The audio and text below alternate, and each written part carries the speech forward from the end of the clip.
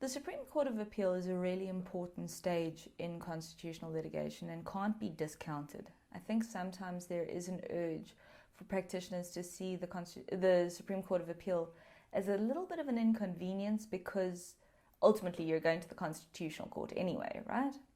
That's not necessarily the case. The Supreme Court of Appeal does adjudicate on all matters of appeal, which means that they are very efficient at seeing the wood for the trees. They're a clearinghouse of information, and their determinations generally clarify and crystallize the dispute. So it's important to bear in mind that the Supreme Court of Appeal is your friend in this situation. Also, if you get a positive finding in the Supreme Court of Appeal and the opposing party doesn't appeal, then your matter is finished there, which is also great, especially for your client's pocket, or if you're working pro bono for your own. The Supreme Court of Appeal consists of a judge president, as distinct from the Constitutional Court, which consists of a Chief Justice and a Deputy Chief Justice. The SCA has a judge president and a deputy president. And then the number of judges of an appeal is determined by an Act of Parliament. A matter before the Supreme Court of Appeal must be decided by the number of judges, again as determined by the Act. And the Supreme Court of Appeal may decide on appeals of any matter arising from the High Court, or any courts with similar status. Remember, our specialized courts. Except for labour and competition matters, because then there are specialized appeal courts for them. So we've got the Labour Appeal Court and the Competition Appeal Court. Those are your exceptions in terms of the SCA being able to adjudicate on issues. Remember, the SCA can also deny leave for appeal. So if you go back to the clip where I spoke about the appeal process, you first appeal to the High Court where the matter was first heard. Then if you are granted leave to appeal, then you appeal to a full bench. If you would still like to further appeal, then you appeal to the Supreme Court of Appeal. They will first decide on your application for leave to appeal before the full appeal is heard. They can say no, specifically on the issue of prospects of success. If the Supreme Court of Appeal or the Court of Quo do not believe that you have prospects of success, they can refuse to hear you. So prospects of success is something that needs to be really emphasized in your papers. So the Supreme Court of Appeal may decide on appeals, issues connected with the appeal, or any other matter that may be referred to in the circumstances, and also by an Act of Parliament.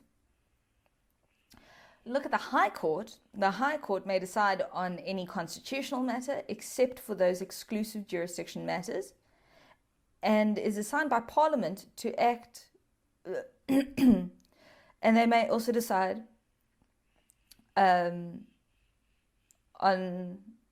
any matter generally that another court with jurisdiction would be able to hear. So, as I said, with labour matters, you can have it heard in the High Court. There are certain matters that can be heard either in a High Court or a specialised court. Just remember your jurisdiction. But now we go back to the Magistrates' Court. What about the Magistrates' Court? 90% of all justice happens at the Magistrates' Court, so it's also not something to scoff at or ignore. The problem is that although the Magistrates' Court must consider the Constitution in all things, they cannot develop in the same way that the High Courts can. There is no direct application in the Magistrates' Court. So it may not inquire into the rule of the Constitution or any legislation. The Magistrates' Court will take legislation as it is written and presume it to be constitutional. So where a party to a proceeding in a Magistrates' Court alleges that any law or conduct is unconstitutional, the court must, in terms of Section 110 of the Magistrates' Court Act, decide the matter on the assumption that the law is valid. The litigant, you can then appeal to the High Court on the basis of a constitutional issue being raised in the Magistrates' Court. That's not insurmountable. Magistrates aren't empowered to develop the common law, and we can see that because they're excluded from Section 173. Remember that they're creatures of statute. Magistrates are creatures of statute. They don't have interpretation powers. They're not, but they're still bound by the Constitution. So in criminal trials, they must make sure that the proceedings are constitutional. They comply with Section 39 of the Constitution and conform with the right to a fair trial. They're opening themselves up for a review or an appeal if they don't.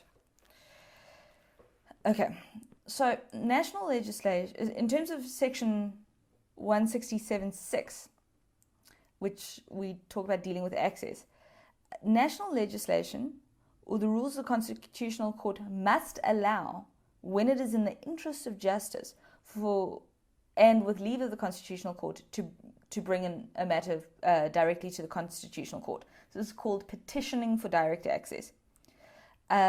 Or appeal directly to the Constitutional Court without going to the appeal court or the ACA first.